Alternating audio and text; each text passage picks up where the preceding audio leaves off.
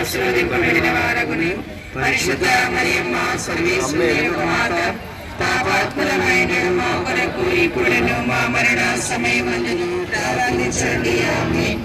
పితకు పుత్రునకు పవిత్రాత్మకు మహిమలుగాక.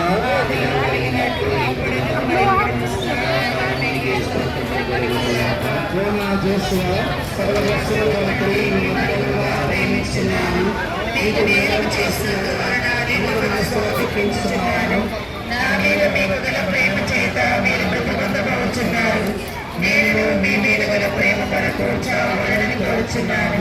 మీ ప్రేమలో జీవింపను, మీ ప్రేమలో మరణం పొందను ఆశించు.